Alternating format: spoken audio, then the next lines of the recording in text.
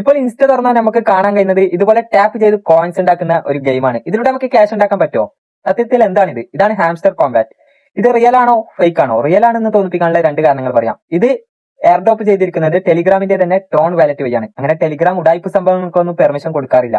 രണ്ടാമത്തത് ഇതുപോലെ Telegram boat ചാനലിൽ വന്ന ഒന്നായിരുന്നു നോട്ട് കോയിൻസ്. അതും എയർ ഡ്രോപ്പ് ചെയ്തിരുന്നത് ടെലിഗ്രാമിന്റെ തന്നെ നോട്ട് വാലറ്റ് വഴിയാണ്. എന്നാൽ അത് പല ട്രേഡിംഗ് ലിസ്റ്റുകളിലും ലിസ്റ്റ് ചെയ്യുകയും എന്നാൽ അതിന്റെ ഇപ്പോഴത്തെ വാല്യൂ എന്ന് പറയുന്നത് $1.52 ബില്യൺ ആണ്.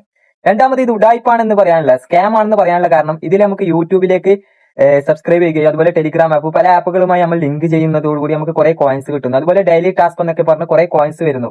എന്നാൽ ഇതുവഴി നമുക്കൊന്നും കിട്ടുന്നില്ല. എന്നാൽ അവർക്ക് ബില്യൺ കണക്കിന് പൈസയാണ് ലഭിക്കുന്നത് ഇതുവഴി. അതുകൊണ്ട് തന്നെ ഇത് സ്കാം ആണെന്ന് തോന്നിപ്പിക്കും.